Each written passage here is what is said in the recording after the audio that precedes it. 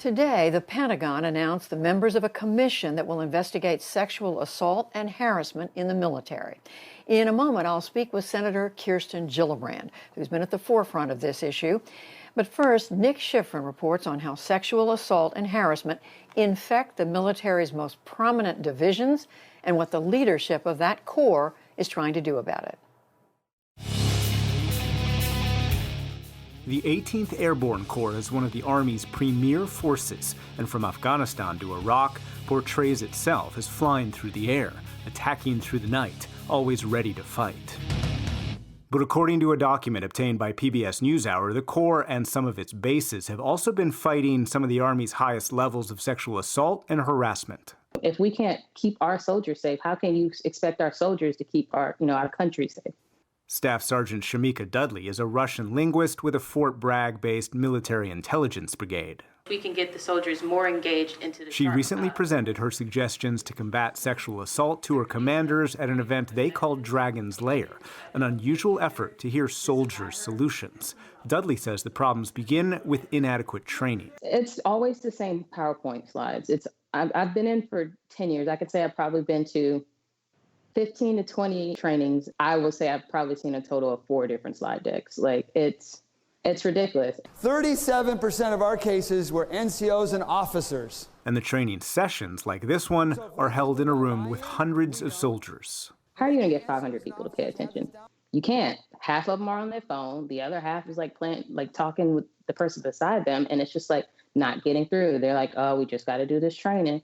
Dudley's solution, training soldiers like they're sometimes trained for combat with virtual reality, where soldiers are immersed, focused, and able to go through scenarios.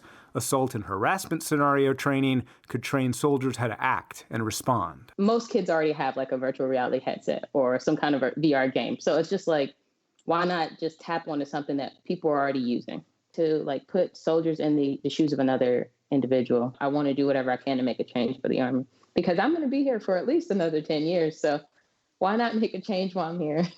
I never had dealt with sexual assault in the Army before this. Sergeant Taylor Canuvin also presented her solutions, born of personal experience. I had not been sexually assaulted in the military up until last year. And then when that happened, it totally changed my perspective on just how toxic the environment can be.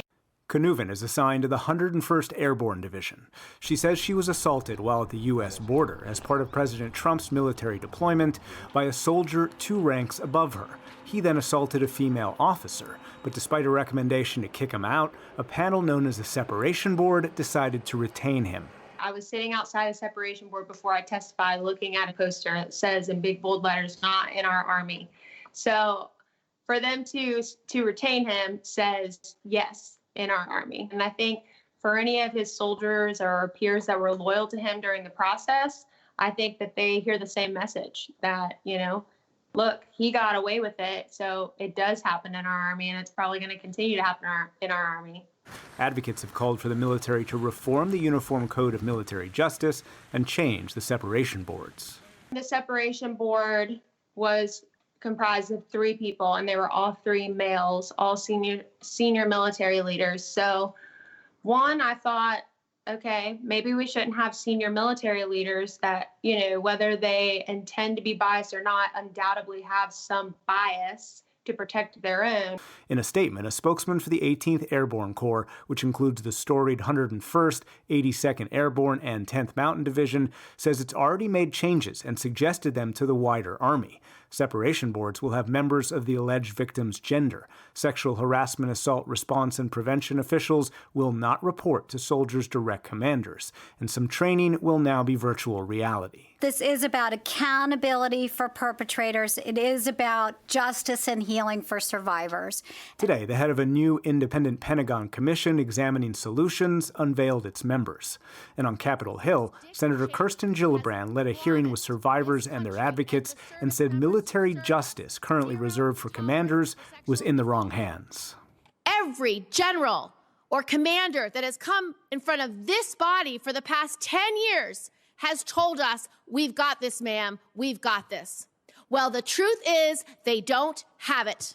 Knuvin hopes the publicity and the 18th Airborne Corps soliciting ideas leads to real change and isn't just a PR effort. I want to know that it was more than just, turning in their homework assignment to their boss, that it was, no, we really do care